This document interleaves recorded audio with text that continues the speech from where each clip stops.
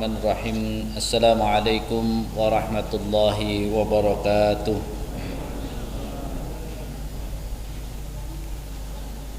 Innal hamdalillah nahmaduhu wa nasta'inuhu wa nastaghfiruh wa na'udzu billah min shururi anfusina wa sayyiati a'malina. May yahdihillahu fala mudilla lahu wa may yudlilhu fala hadiyalah. Asyhadu an la ilaha illallah wahdahu la syarika lah wa asyhadu anna Muhammadan abduhu wa rasuluh alladzi la nabiyya wa la rasula ba'dah. Allahumma fassalli wa sallim ala Muhammadin wa ala alihi wa sahbihi wa mawalah, amma ba'd. Qala ta'ala ya ayyuhalladzina amanu taqullaha haqqa tuqatih wa la tamutunna illa wa antum muslimun. Jamaah sekalian rahimakumullah, pertama tentu kita bersyukur pada Allah.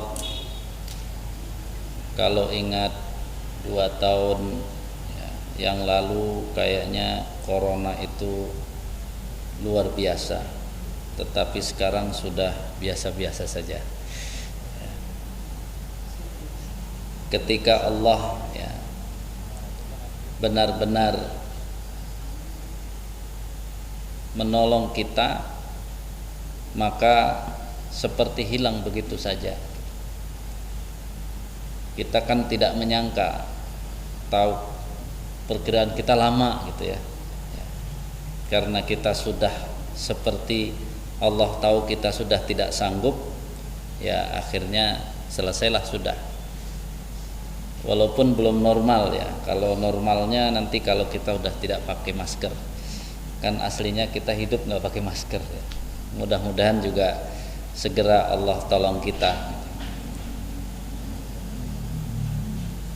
Insya Allah pada Sabtu kedua ini kita ingin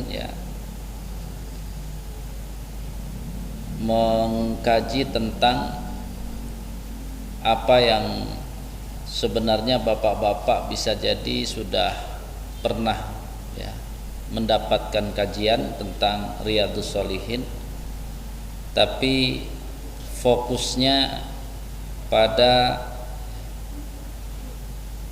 hati. Karena sebenarnya tema-tema di Riyadhus Shalihin itu lebih kepada tema hati. Ini penting karena secara jujur ketika kita bicara tentang ilmu dan iman, itu sebenarnya wadahnya adalah hati.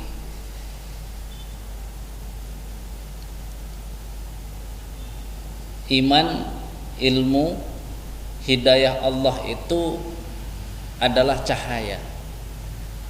Kan surat An-Nur surat cahaya karena di dalamnya ada ayat tentang cahaya. Dari surat An-Nur dari ayat 35 sampai 37 itu harus kita jadikan pegangan itu. Cahaya Allah ini kan mengetahui seperti apa semangat kita untuk betul-betul mengkaji secara utuh hati kita ini. Itu kan kalau kita lihat dari apa yang disampaikan di ayat tersebut, itu menunjukkan bahwa namanya cahaya dari Allah itu sudah pasti terang. Mana ada cahaya baik berupa iman, berupa ilmu, berupa hidayah, kalau ditafsirnya itu adalah berupa Al-Quran, itu cahayanya terang. Pertanyaannya, pernahkah cahaya dari Allah itu redup? Tidak pernah. Cahayanya tidak redup.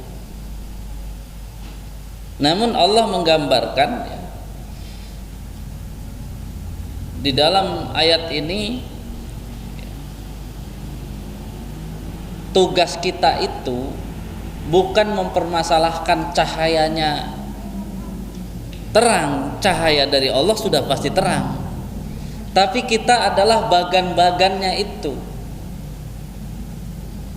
Ya, lenteranya harus bening, kacanya harus bening, ya. Kemudian minyaknya juga bening. Karena semuanya bening itu, makanya cahayanya Allah itu terang. Kalau kita mau memahami itulah semua komponen itu. Ayat itu menggambarkan contoh ini kan. Lampu ini kan terang.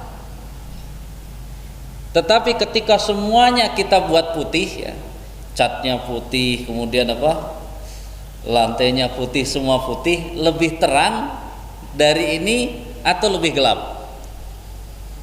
Pasti lebih terang. Coba kalau diganti hitam semua, dicat hitam, cahayanya redup. Jadi hari ini ya, hati kita itu kalau dia hitam, walaupun cahaya Allah asalnya terang, ternyata apa? Redup dia. Jadi bukan cahaya Allahnya yang berubah, ya, wadahnya yang berubah. Ini harus kita pahami. Makanya kan antara orang kafir dengan orang munafik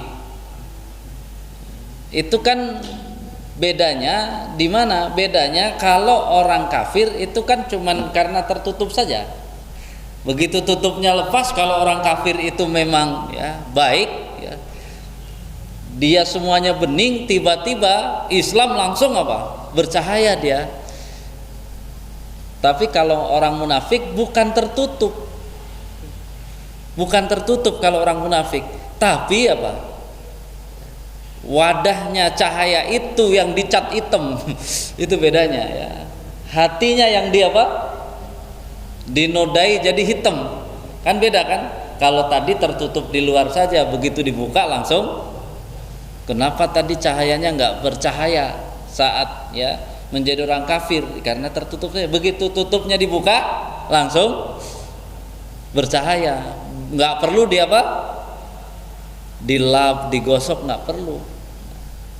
Nah kita ya, harus paham bahwa proses kita, kalau kita lihat ya, Imam An-Nawawi ini kan disebutkan oleh ya ulama yang lain ya, itu kalau kita sebut itu kan beliau adalah Al-Hafidh ya.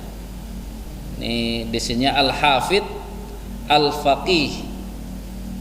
Kalau sudah Al-Hafidh itu adalah orang yang hafal hadisnya lebih dari 100.000 sampai 200.000. Al-Faqih padahal ya ilmunya banyak tapi hanya sampai Al-Faqih. Artinya beliau ahli dalam fikih juga. Kan jarang berpadu antara ahli dalam hadis kemudian ahli dalam fikih. Yang sering terjadi di akhir zaman itu kan antara hadis dan fikih diadu. Bukan dipadu tapi diadu. Sehingga kita ya di dalam masalah yang kita hadapi itu bias, tidak fokus. Dalam kajian yang asli, kedudukan ulama itu kan cuma dua, satu mujtahid, satu muqallid, hanya dua aja, nggak ada tiga.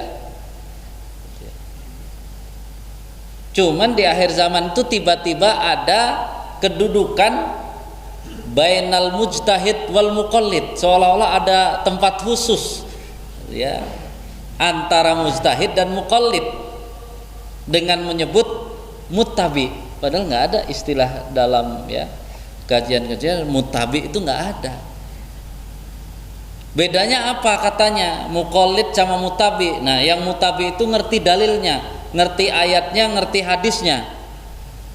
Kita sebenarnya apa? Kok enak banget naik pangkat hanya gara-gara ya, ngerti ayatnya sama ngerti hadisnya, padahal yang dimaksud muqallid itu ya harus belajar mengerti alasannya itu. Makanya sebenarnya kedudukannya tetap muqallid. Tetap muqallid. Nah, karena sudah mengangkat menjadi mutabi, tiba-tiba ini kan karena ya mutabi, wah berarti sudah seolah-olah setengah mujtahid.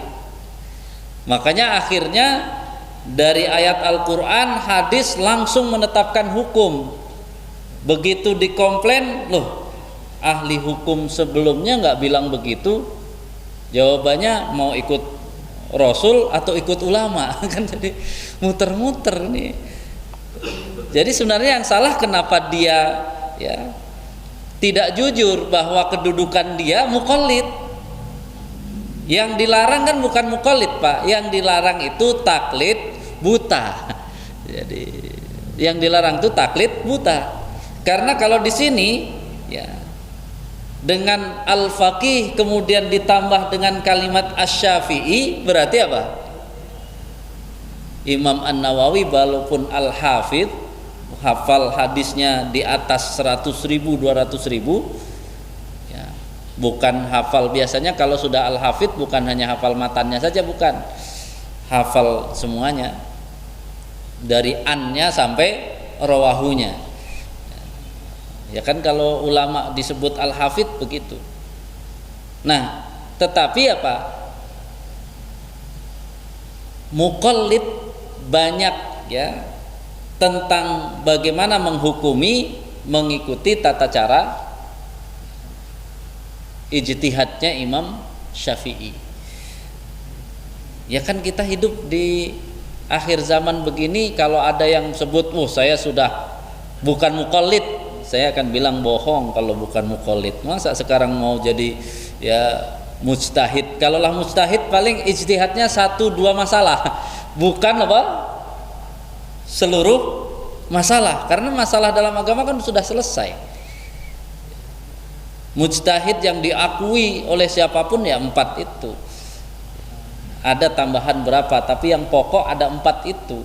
Karena apa? Penguasaan mereka tentang Al-Quran, penguasaan mereka tentang hadis, penguasaan mereka tentang ya sirah Nabi, semua penelitian terus metodenya yang tidak berubah-ubah itu mereka. Gitu. Kalau kita hari ini nggak bisa, butuh waktu berapa lama mencetak seperti Imam Syafi'i, coba. Kayaknya kan nggak mungkin hari ini. Dari hafal Quran, hafal hadis sampai ya fiqhul waqi' ke sana.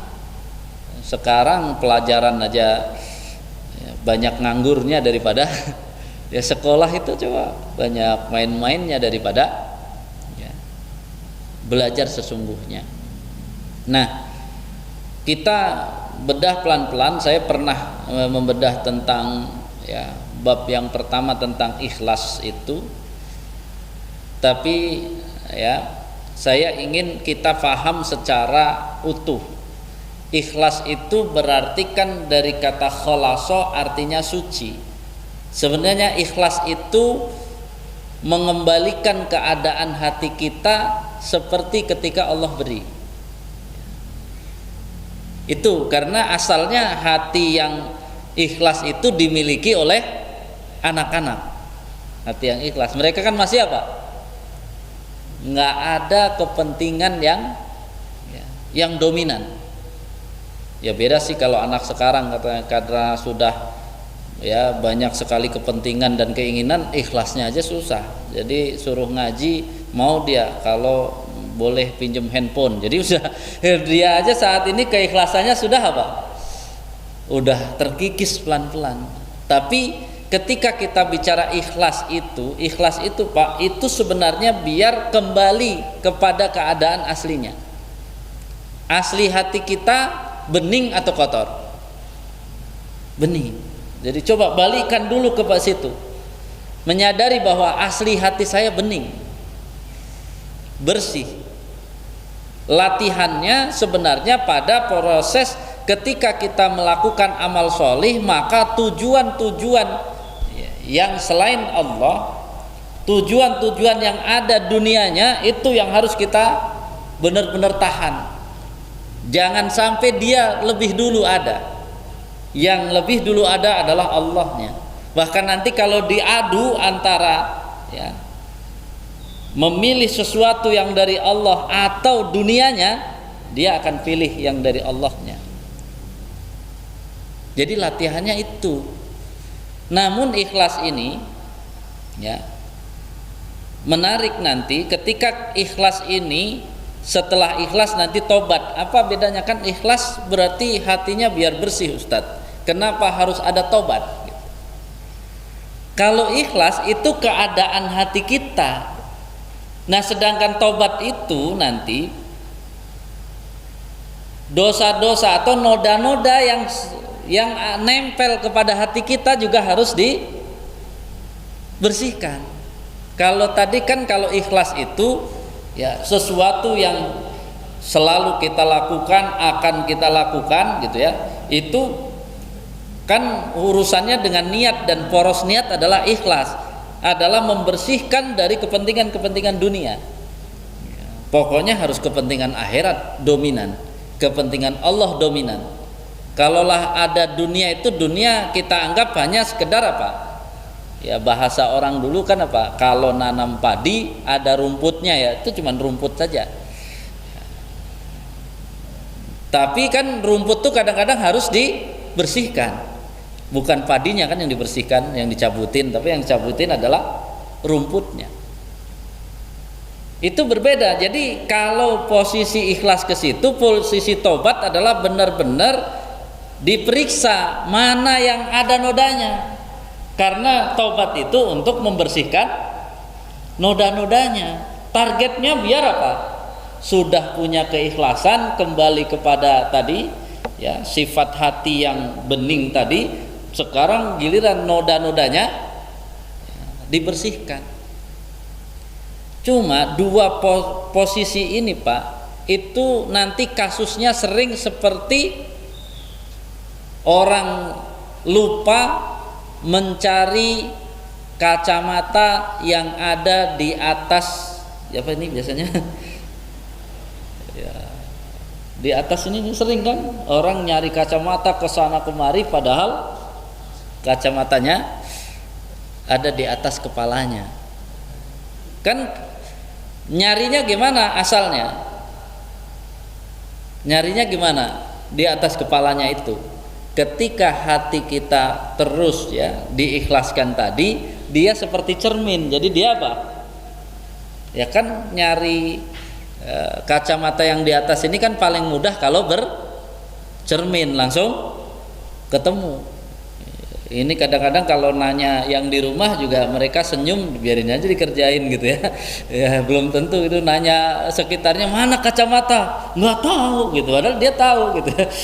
Suruh lihat ke cermin aja, begitu cermin, di sini kacamatanya gitu ya, di keningnya. Jadi persis nanti dosa-dosa tuh gitu Pak. Ketika kita nanya kepada orang, mana ada orang mau jawab Pak. Saya kira-kira dosanya apa? Ya kalau lah tahu juga rasanya gimana Pak kalau ditanya dosanya apa? Ya segen lah mau ngomong. Makanya ternyata dosa itu persis tadi, nanya belum tentu ketemu, walaupun orang lihat belum tentu berani apa? Berani ya jujur, ya harus bercermin. Gimana mau bercermin? Tadi modalnya ikhlas tadi. Kalau ikhlas itu kan hati yang aslinya bening menjadi bening. Walaupun ada noda-noda kan, kalau dia bening seperti cermin, tetap akan kelihatan bahwa di mana dosa-dosa kita. Makanya kan yang sebelumnya saya sudah sebut syarat ikhlas itu yang pertama, ikhlas itu urusannya sama ilmu. Jadi kalau kita mau ditanya Ustadz bagaimana saya biar ikhlas, kita tanya dulu ikhlas apa dulu. Biar saya ikhlas untuk sholat berjamaah ke masjid, ya udah pelajari aja ilmunya ya, baik keutamaannya semua pelajari. Kemudian setelah dipelajari ngerti apa, akhirnya apa, dicoba. Sehingga kalau saat ini kita bicara ikhlas tapi ilmunya nggak ada, nanti gampang banget begitu ada orang lain ngomong, oh nggak usah ke masjid itu, masjid itu banyak bid'ahnya, dia nggak jadi ke masjid. Ya karena apa? Ilmunya kurang, jadi mudah terprovokasi sama orang lain. Jadi ikhlas itu harus muncul dari dalam diri kita. Ini sangat penting bagi kita. Kenapa? Ya karena kan kalau mau diambil satu-satu, bahasa Jawanya itu dipetani. Kalau di sini asal jangan salah ngomong saja dipateni. Udah beda gitu ya. Dipetani sama dipateni sudah beda gitu ya. Kalau dipetani satu-satu, Pak, saya mau nanya sama Bapak, berarti seberapa ikhlas Bapak menjadi seorang bapak, seorang ayah? Tadi sudah kasih bocorannya, jawabannya gimana Pak? Seberapa banyak Bapak tahu ilmunya dari Allah untuk menjadi seorang bapak? Kalau saya nggak tahu, ya berarti jangan bilang ikhlas. Nggak tahu gimana mau ikhlas? Jangan-jangan jurus menjadi bapak cuma dua saja, galak dikit sama nggak ngasih jajan. Oh, berarti dia sama anaknya cuma jurusnya itu aja. Gitu ya. Pokoknya anaknya nggak nurut digalakin, kalau nggak digalain nggak saya kasih jajan. Ya, masa bapak seperti itu? Kan seringnya gitu. Belum lagi bapaknya tuh di rumah ya itu aja, cuman ditanya kenapa ada bapak diem, cuman takut doang.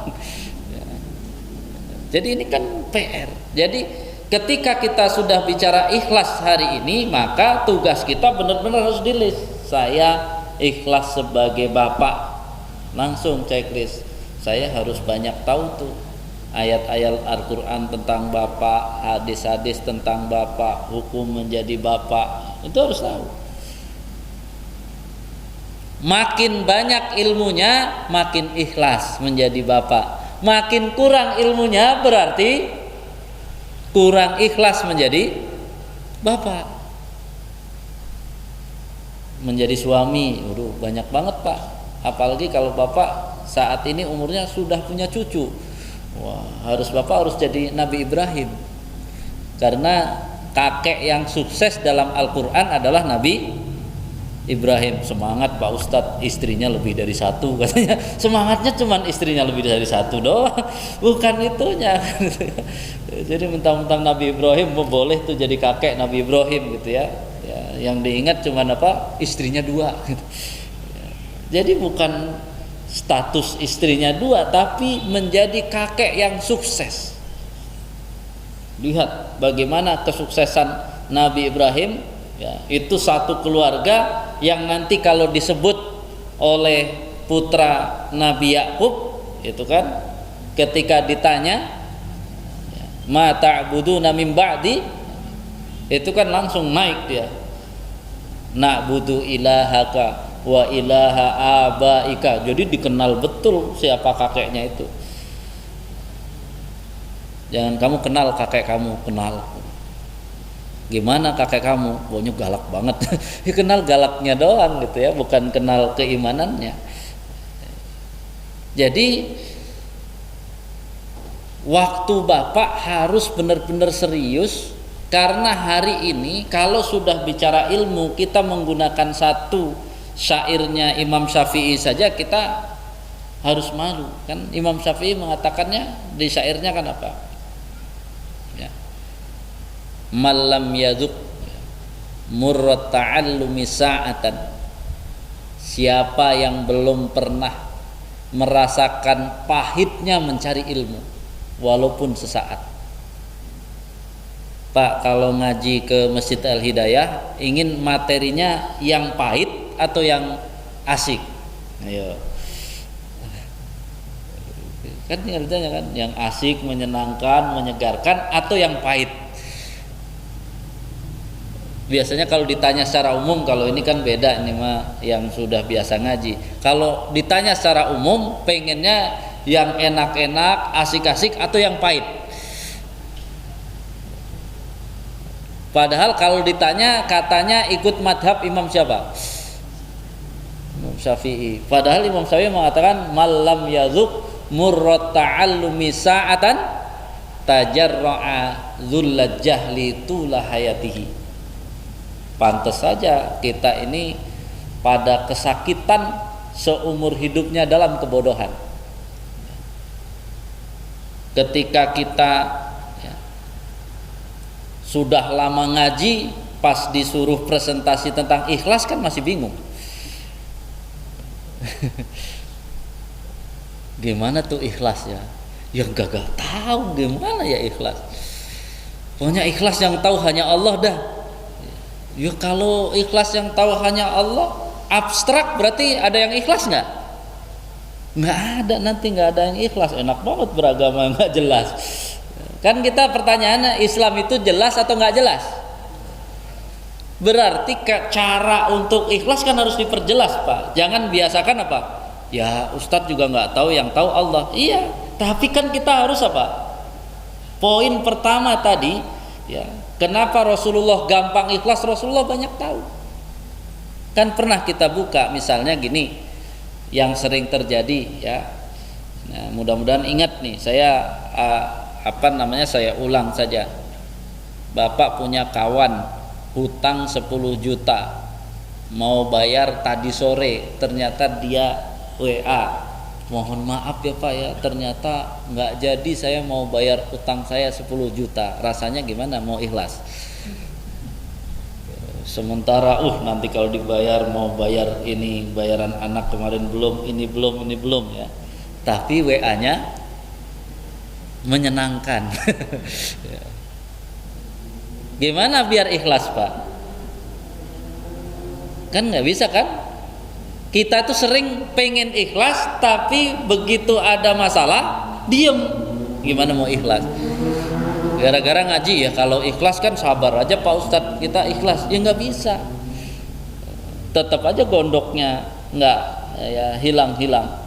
Tahu begitu nggak, saya pinjemin dulu, minjem aja sampai maksa-maksa, giliran bayar.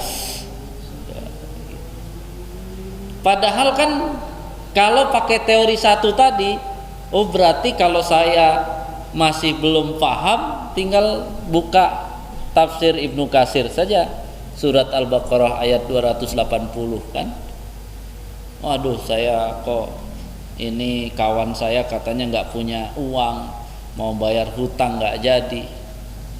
Itu kan di tafsirnya jelas, kalau engkau ya mainkan adu usrotin fanadiratun ila maisarah, itu kalau engkau benar kawan kamu lagi kesusahan lalu engkau kasih ya sudahlah nggak apa-apa gitu. Kapan kamu mau usaha? Ya paling bisa juga bulan depan. 1 bulan lumayan juga kan, ditunda 1 bulan.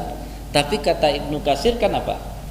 Engkau sama dengan infak ya sehari sebesar hutang temanmu.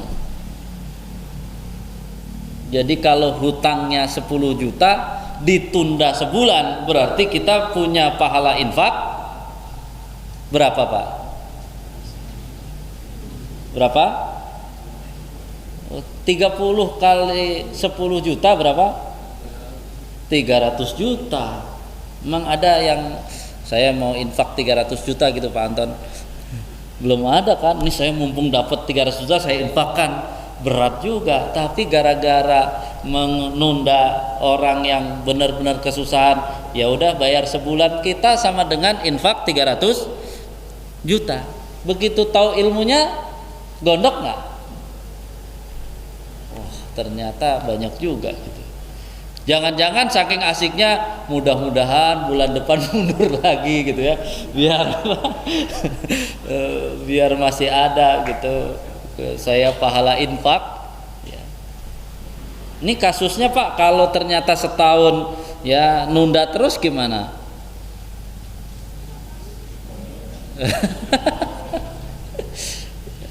Makanya baca tafsirnya lanjutkan, wa antasaddaqu khairul lakum.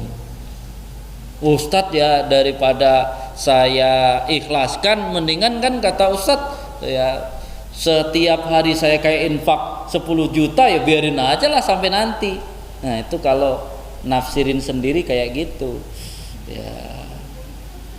Udah jelas kata ayatnya itu, kalau kamu ikhlaskan lebih baik, berarti pahalanya lebih besar lagi. Jadi kenapa jadi nafsirin sendiri ya?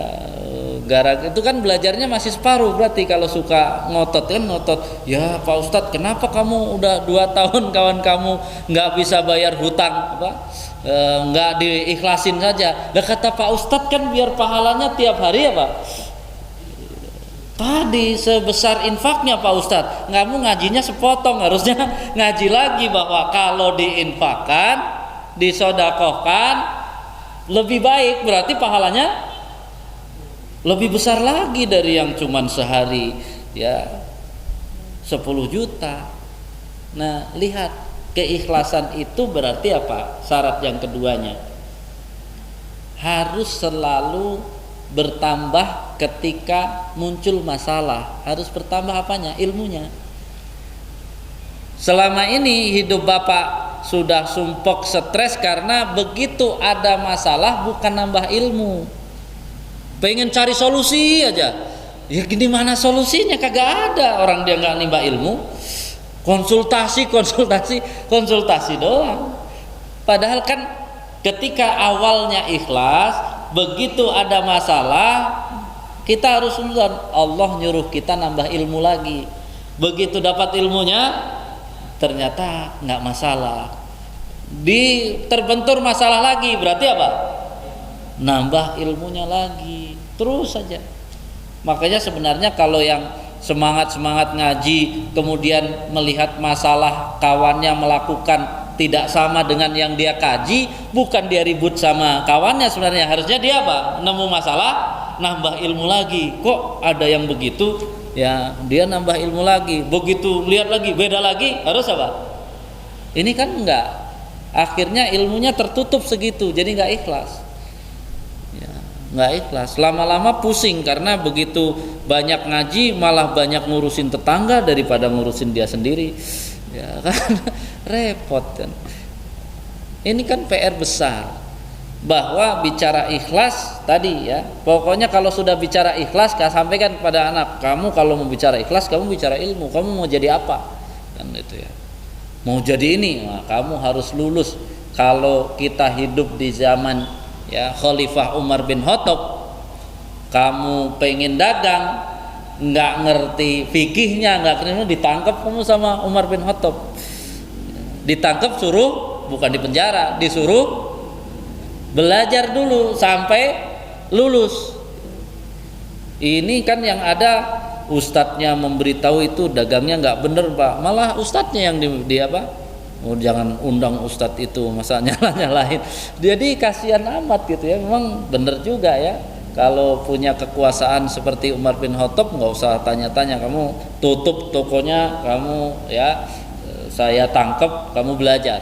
Terus ya udah jangan banyak pikirin, nanti dagangan kamu sehari berapa cuman dapatnya sekian, ya udah nanti kamu dapat kompensasi dari negara sebesar ya yang keuntungan yang kamu dapat, tapi kamu harus sampai lulus ya hukum dagang itu. Jadi keikhlasan ini di poin yang kedua itu harus selalu seperti itu. Kemudian ya ini mengulang sebenarnya, yang ketiga adalah kita bisa memilah mana urusan kita kepada Allah dan mana urusan kita kepada manusia. Yang kita pegang ikhlasnya itu yang kepada Allah. Kalau yang kepada manusia ya kita nego lah sama manusia. Yang tidak ada nego adalah kepada Allah. Punya saudara tadi, balik lagi lah contoh paling gampang, hutang, pengen hutang, tapi dia memang kebiasaan ngomongnya hutang tapi kagak balikin, tapi dilihat memang hidupnya susah gitu ya. Kebetulan Allah kasih kita lagi udah naik gajinya gitu ya, datang saudara itu, maka apa ya, ketika kita membantu dia itu langsung Pak, saat keluar karena uangnya ada, Allah beri, kemudian Bapak berikan kepada saudaranya, itu pahala langsung 100%. Langsung 100%. Masalah nanti apakah saudara Bapak terima kasih atau tidak, saudara Bapak nganggep Bapak nolong atau tidak, fitnah, itu sebenarnya beda urusan. Jadi kalau kita mau ikhlas harus paham itu. Paham itu bahwa apa? Itu tugas saya. Allah beri kemampuan, kemudian orang butuh saya beri. Nah, kita sering selama ini susah ikhlas karena tercampur. Kamu udah dibantu terus, nah udah kan, jadi kita bawa-bawa yang kita bantu. Padahal yang kita bantu itu oleh Allah sudah disediakan pahalanya, kan Allah tidak menzalimi. Cuman tinggal bagaimana urusan antar manusianya. Ya biarin aja lah, dia kagak terima kasih, kan nggak ada hubungan sama saya, hubungan dia sama Allah aja. Gitu. Karena saat saya mengeluarkan bantuan, saya sudah belajar ikhlas kan dari Allahnya, itu yang penting. Dari dia kagak penting. Jadi ini kan poin yang terjadi. Karena apa? Ini dunia, kita baik, kita nolong, apakah orang yang kita tolong, yang kita baikin pasti baik? Sudah jelas kemungkinannya dua, bisa baik, bisa tidak baik. Ya kita siapkan saja. Ini saya sudah nolong nih. Apakah orangnya berterima kasih, apakah orangnya nggak berterima kasih, itu urusan nanti.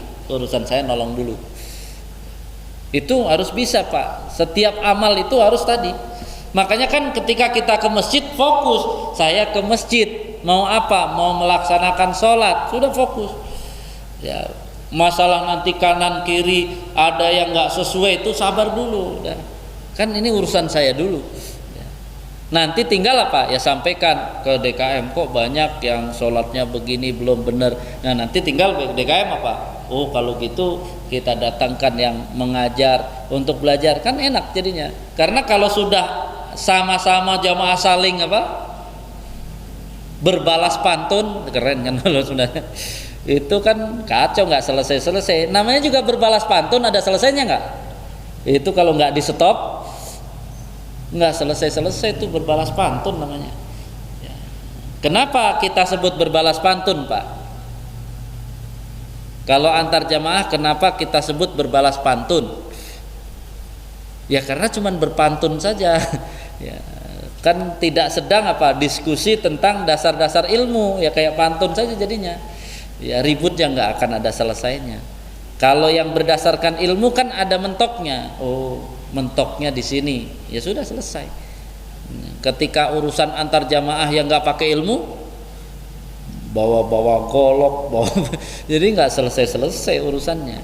Ini yang perlu menjadi catatan bagi kita. Kemudian efek yang terjadi tidak nyaman, tidak enak, itu adalah bagian dari pensucian jiwa.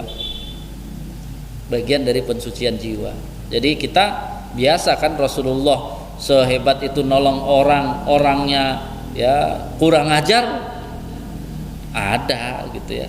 Jadi jangan kita malah menghukum diri sendiri, kayaknya saya memang belum pantas, ini nggak usah gitu amat. Orang kalau kita nggak berbuat buruk jangan menyesal. Kita berbuat baik difitnah, kan kita nggak usah menyesal. Ya Allah, saya nggak ada urusan sebenarnya. Ya, fitnah itu bagi kita berarti apa? Levelnya mau naik. Levelnya mau naik.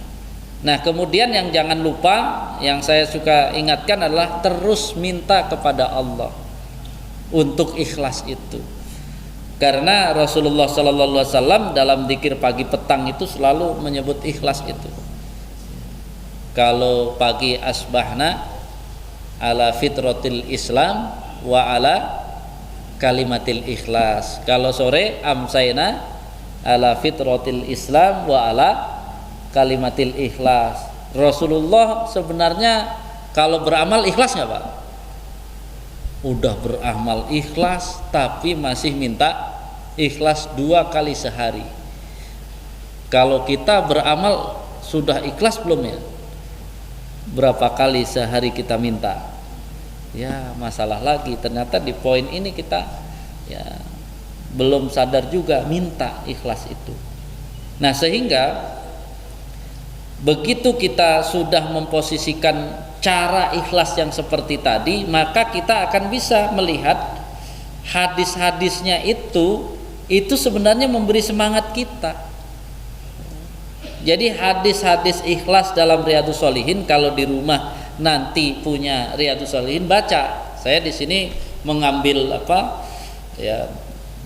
poin ikhlasnya, bab kajiannya. Tapi kalau Bapak sudah mulai, saya harus belajar ilmunya, ada masalah saya nambah ilmu lagi, kemudian saya harus paham dalam satu perkara ini, mana urusan saya kepada Allah, mana urusan saya kepada manusia. Urusan saya kepada manusia tidak boleh merusak ya jaminan yang Allah berikan kepada saya.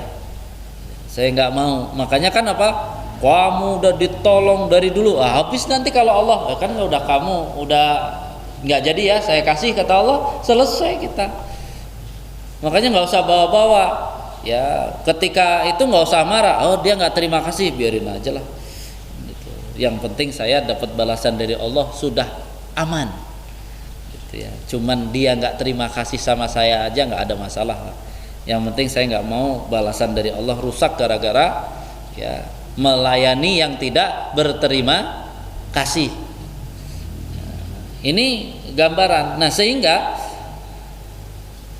dua sisi ya, saya yang sering katakan nanti harus dipasangkan nggak masalah ikhlas itu nanti. Kalau kita sudah nyampe kepada bab takwa, ikhlas itu pasangannya takwa Pak. Karena takwa itu nanti bicara tentang sempurna. Jadi grade paling tinggi itu kan sempurna, disitulah takwa. Maka ikhlas ini nggak boleh berdiri sendiri. Dia nanti kita sandingkan dengan takwa. Apa maksudnya? Kan selama ini ikhlas itu dibiarkan sendiri. Ya Pak Ustadz, yang penting ikhlas. Oh kalau yang penting ikhlas, infak yang penting ikhlas, gampang Pak. Infak aja 2.000 aja, walaupun gajinya udah 200 juta, 2.000 insya Allah ikhlas ya. Jadi gitu bilang, ikhlas kan? Pertanyaannya, kenapa dijodohkan dengan takwa? Kalau dia sudah naik gajinya sampai 200 juta, infak 2.000, kira-kira bisa takwa nggak? Di situ. Karena takwa bicara kualitas gitu. Jadi jangan dipisah. Selama ini kan suka begitu kan? Ya nggak apa-apa Pak Ustadz, yang penting ikhlas. Ya, kamu belajarnya ikhlas doang, nggak belajar takwa. Makanya nih ya, nanti ada dari ikhlas kemudian tobat, dari tobat kemudian asidku, itu jujur dan benar. Dari jujur dan benar kemudian ada muraqabah. Nah, setelah muraqabah baru ada takwa. Jadi nanti kita baru paham tuh, oh saya walaupun ikhlas tapi nggak boleh pelit, karena yang disandingkan oleh Allah dalam masalah takwa itu seperti fattaqullaha mastata'tum ya, wasma'u wa atiu, terus kemudian wa mayyuqa, kan ujungnya gitu, siapa yang terbebas dari kekikiran tuh. Jadi kalau masih pelit, ikhlasnya sudah tapi masih pelit, dia tidak naik kepada takwa.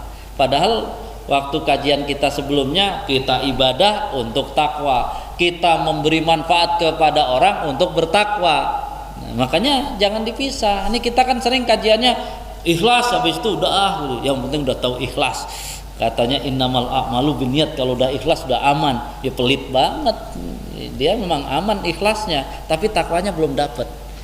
Makanya kalau kita memahami apa yang disebut oleh Imam An-Nawawi ini, berarti begitu kita bicara takwa, takwa berarti saya harus lulus ikhlasnya, harus lulus tobatnya, harus lulus ya sabarnya, sabar harus bergandengan dengan syukur, harus lulus asidku, sidku itu jujur dan benar, harus lulus muraqabah, baru saya bicara takwa.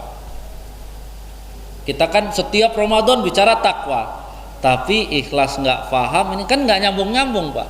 Berkali-kali dengar ceramah Ramadan takwa, Bapak paham nggak? Jadi muter-muter aja kayak kaset nih, ya pokoknya takwa lah. Tapi takwa tuh gimana? Dia nggak bisa bayangin takwa itu seperti apa. Nah sekarang bayangkan takwa itu adalah sempurna. Maka kalau kita memegang takwa ini, setan nggak akan bisa menggoda kita untuk sombong. Kamu hebat banget. Saya kan nggak cuman hebat, saya pengennya sempurna. Pertanyaannya, kita akan nyampe sempurna nggak Pak? Nggak mungkin. Tapi tujuan kita sempurna. Berarti kalau belum sempurna, belum berhenti. Setan nggak sanggup Pak. Makanya sebenarnya Rasulullah dan para sahabat itu salah satunya kunci di situ. Tahu namanya takwa itu adalah segala kesempurnaan. Jadi dia infak, pengen infak yang sempurna. Itulah takwa paling tinggi gitu. Ini ya sering sekali terpisah. Makanya mudah-mudahan Imam An-Nawawi kan tahu betul bahwa masalah zaman itu fikih juga seperti itu, masalah hadis juga seperti itu, makanya disebut Riyadhus Shalihin, taman bagi orang-orang solih. Kayaknya kalau kita sudah mulai ya memakai ini, itu nanti memang indah menjadi orang solih itu. Nanti kita paham, orang di kita seringnya cari nyaman, padahal harusnya cari aman gitu. Kalau mau cari aman, jadilah orang bertakwa. Jadi orang bertakwa nyaman nggak Pak? Nggak bakalan nyaman hidup di dunia. Kenapa? Orang bertakwa tahu nyaman tuh nanti kalau udah masuk surga baru nyaman ya. Jadi jangan, walaupun sekarang kita sudah paham, selama ini kan yang membuat menghambat ketakwaan Bapak terhambat, mandek karena Bapak pengen hidup di dunia ini nyaman. Insya Allah nggak dapet lah kalau nyaman ya, nggak bisa. Jadi hidup di dunia aman, jangan nyaman, baru kemudian kita akan berjuang untuk ketakwaan ya. Jadi ini ya, insya Allah ini pembuka, karena nanti ya rencananya tiap pekan kedua ini kita bedah tuh, biar kita nggak, kan kalau sudah kayak gini nggak nafsu kita Pak ribut apa, karena apa, ini udah mulai deket kepada ya umur, tapi kita ikhlas baru ngaji nanti apa tobat baru ngaji nggak apa-apa lah ya. Karena Allah kan apa, suka kasihan sama orang yang sungguh-sungguh, makanya kita harus sungguh-sungguh. Dia kayak begitu masuk surga nggak? Ya Allah, kata malaikat, kasihanlah dia udah mati-matian, masukin gitu ya. Jadi kita harus kayak gitu Pak tekadnya. Makanya keluarkan segenap kemampuan kita. Kita ini kan apa, gara-gara ya tadi mau hidup nyaman, ini nyaman, semuanya pengen nyaman ya, kagak nyampe-nyampe ya. Iman takwa tuh nggak nyampe-nyampe. Karena apa? Kita ingin nyaman. Padahal kalau ditanya kenapa Rasulullah bangun jam berapa saja bisa, orang tidurnya di lantai ya, kemudian pakai apa, bantalnya kayu. Coba kalau kita tidur di lantai bantalnya kayu, insya Allah dibangunin pasti cepet. Tapi kalau kasurnya yang mahal, AC-nya yang adem, walaupun corong masjid masuk jadi lucu juga ya gitu ya, Rasulullah yang sudah hebat, tapi Rasulullah ya tidak mau menggunakan fasilitas. Kita yang belum hebat kebanyakan fasilitas ya. Tapi pelan-pelan, jangan pulang, saya mau tidur nggak di sini lagi, ntar istrinya bingung, ini di masjid dapat apa nih, jangan-jangan disuruh nikah lagi, jadi nggak mau tidur sama istrinya ya. Wallahu a'lam bishawab. Ada pertanyaan? Ini pembuka ya, mudah-mudahan ya Allah ridhoi dan niat kita Allah berikan jalan, sehingga nikmat sebenarnya kalau kita sudah mengkaji tentang ya hati ini. Karena semua akan kita letakkan di sini, ilmu asalnya di sini, iman di sini, Al-Qur'an di sini, hidayah di sini.